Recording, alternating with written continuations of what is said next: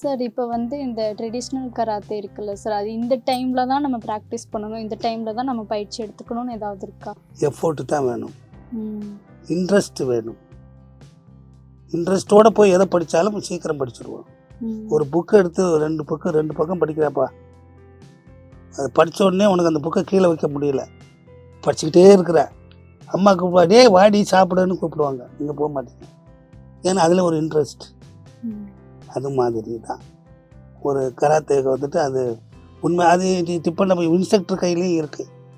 ஒரு ஸ்டூடெண்ட் வர்றாங்கன்னா அந்த ஸ்டூடெண்ட் எந்த வகையான ஸ்டூடெண்ட்டுன்னு வாத்தியார் புரிஞ்சுக்கிறணும். அதுக்கு அவருக்கு தகுந்த மாதிரி அந்த குழந்தைக்கு தகுந்த மாதிரி அவர் சொல்லிக் கொடுக்கணும். இப்போ வயசானவங்களுக்கு எப்படி சொல்லிக் கொடுக்கணும், குழந்தைக்கு எப்படி சொல்லிக் கொடுக்கணும், ரெண்டுக்கும் வித்தியாசம் இருக்குது. இப்போ குழந்தைக்கு இந்த 4 ஜம்பு மேலேருந்து கீழே குதிடான்னு சொல்லுவாங்க, குழந்தை குதிச்சிடும். பெரியவங்க வயசானவங்களை அப்படி குதி சொல்ல முடியாது. அதுக்கு ஈக்குவலாக என்ன இருக்குது, அதை பார்த்து இப்படி பண்ணுங்க இப்படி பண்ணுங்க இப்படி பண்ணுன்னு சொல்லிட்டு வயசானவங்களுக்கு சொல்லிக் கொடுக்குறது ஈஸி, கொஞ்சம் சீக்கிரம் புரிஞ்சுக்கிடுவாங்க. குழந்தைங்களுக்கு கராத்தே சொல்லிக் கொடுக்குறது கஷ்டம், விளையாட்டுத்தனமாக இருப்பாங்க. அதனால தான் கராத்தே மாஸ்டர் இந்த ஸ்கூலாக ஐயோ இந்த ஸ்கூலுக்கு போய் கிளாஸ் எடுக்கணுமா அப்படின்னு சொல்லுவாங்க.